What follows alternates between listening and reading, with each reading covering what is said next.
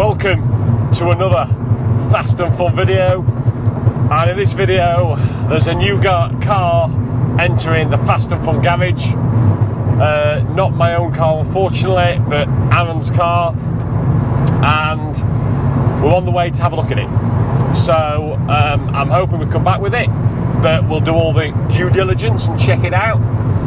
But before we reveal the car,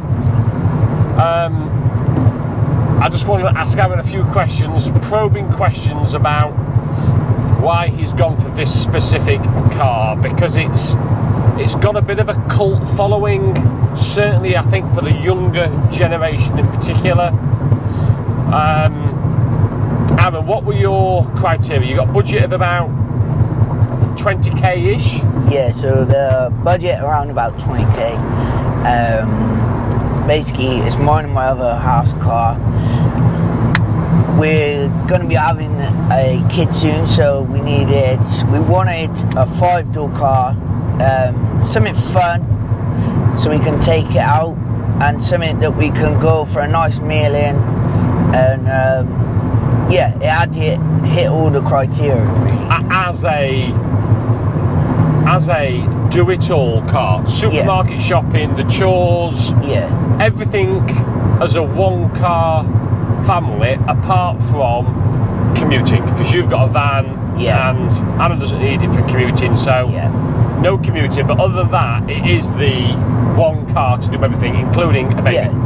Yeah, so we're looking for it to do it all really. Obviously, there's quite a few cars out there at the moment that can fit that criteria. But it's got to be fast, it's got to be fun, and I'm not sure why you've gone for a Ford Galaxy then. No, so, and that's quite I think a lot of people are in your boat as well. They want something fun for the weekend, they want something that they can have a bit of a enjoy, but at the same time it's got to pull down the everyday practicalities of everyday life. Yeah, absolutely.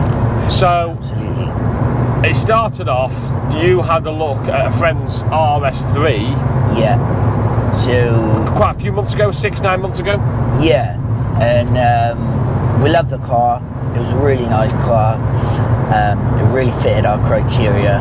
But for me, it was just missing that slight fun factor. It didn't feel overly fun when we jumped in it.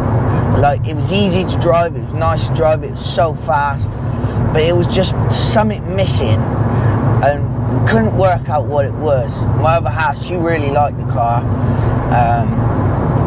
and it was 4-wheel drive, and it drove really nice, but there was just something missing, and I just couldn't get my head around that. And then, so after that, we sort of looked at VW. We went down the VW route, which everyone expected, because everyone knows that Aaron's still got his Mark II Golf, modified Golf, which is for sale, by the way. And Aaron's always had a long history of having Golf, so the Golf R for me was always going to be right at the top. So we had a look online. We never actually went and test drove one, but we ummed and ahed about it for a long time, and then I think we just went away from the whole car situation for a few months, and then we started looking more. Well, I started looking more into the current car that we're going to look at. It was a no for the RS3. It was a no for the Golf R. So what were some of the other sort of areas? Was it specifically, because they're both German, was it German car that you wanted, or? Yeah, we wanted a German car. We didn't look at Renaults or anything like that. We purely wanted a German car, just for, I don't know, it's something about them, they're just classy, you know. But for £20,000, a 4-or/5-door car that's got performance but can do a Civic Type R, for me, should have been on the list, but you didn't ever really contemplate something like that, did you? No, we didn't. I don't know. I'm not really a Honda guy. I never have been really. I love Hondas and I love driving them. I've drove a few, but to own one, I think you've got to be a certain petrol head, and that's just not me, and that's not my other half. They're quite, I'd say even the new Civic Type R is very track based. I think out the showroom, I think it's very track based. Well, and it's very expensive, but you can still get a, I get them all confused now, is it FK8 now? Probably for that sort of 20-ish, low 20s. So going back to the car we're going to look at, and by the way, there's quite a few of these on the market, so it's not a particularly rare car, but Aaron's managed to find one at the opposite end of the country. Literally, if we're in Gloucestershire on the west, we've travelled, well, if you go much further, we'll be getting his feet wet in the English Channel and crossing into Belgium. It's so far away. Thank you, Richard. But anyway, and there's no guarantees we'll have the car, but it does look nice. We've had loads of videos, we've got lots of intel on the car, so hopefully we will be going back with the car today. And it will be a great addition to the garage, because actually there's some cracking videos we can do putting this car up against some other cars, so really looking forward to it. So some clues on the car then. Cylinders, front wheel drive, rear wheel drive, four wheel drive. Come on, give everyone a clue so they can have a guess before we reveal what the car is. Well, I think as soon as I say this, the listeners will know. But so it's a 6-cylinder car. It is a 3-litre turbo. Rear wheel drive. Rear wheel drive. So there you go. There you go, there's the hint. Pause the video if you want to guess. Yeah. If not, in a few seconds we shall reveal the car that either Aaron has bought or maybe was going to buy but hasn't. And it'll be a really short, crap video. Okay? The countdown: 5, 4, 3, 2, 1.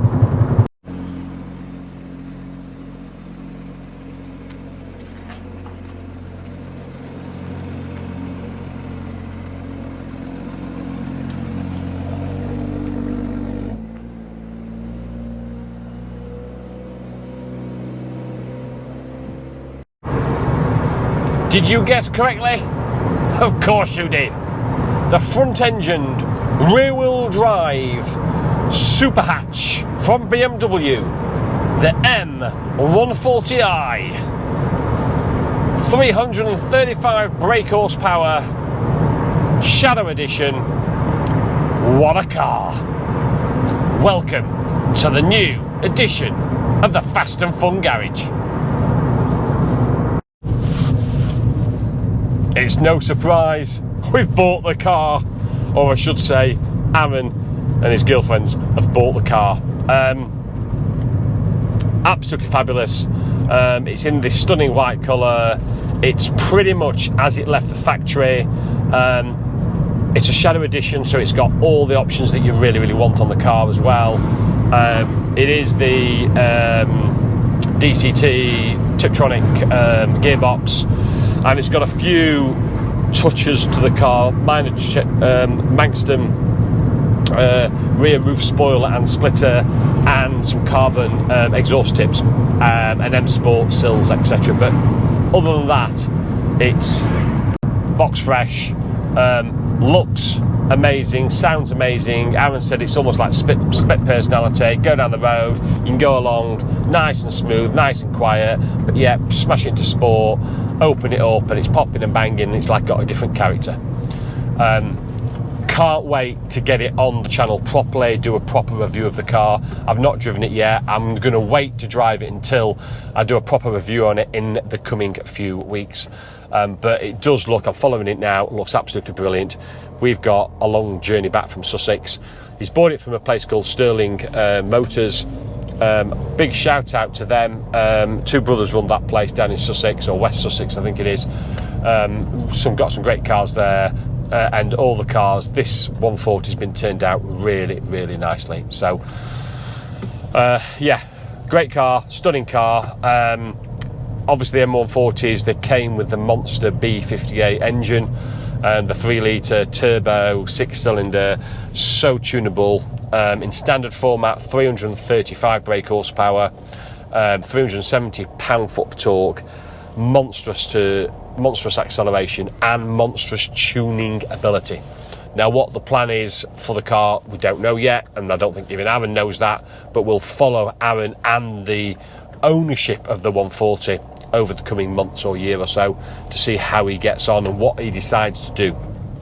But it's become such a cult car, the M140s, but a couple of facts. One is that there are so many category cars. When you look on the adverts and sales forums of the 140s, the number of category cars is incredible. I don't think there's another marque that I know has more category cars than the M140s, and I think that's largely part to the amount of power that these can put down, and certainly through the tunable nature of them and being rear-wheel drive in a 1 Series.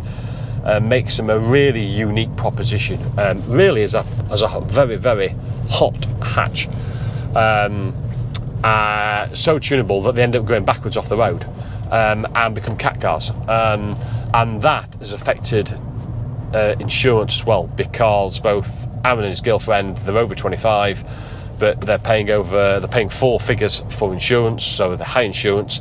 And as a bit of a litmus paper test, what I did is put my details in to see how much it would cost me as a 51-year-old guy to insure this car, the 140.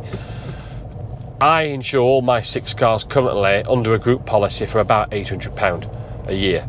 The 140 came in at just over 700 for me. So for the insurance on a 140 is about nearly the same as my other 6 cars, including those 6 cars. That includes the STI. Now that might be on limited mileage, and a couple of Renault Sports, and the Clio 182 is an expensive car to insure. So yeah, unbelievable high insurance premiums and lots of category cars. But it does look great. Just following it now, when Aaron gives it the boots, pops and bangs, it is stunningly car, but also it's that family car that you can switch it off and just drive it in its normal day-to-day way. There we go. New car in the Fast and Fun garage. It's great that I haven't had to pay for it. Aaron's got it. It's his car, but it will feature in the garage now going forward.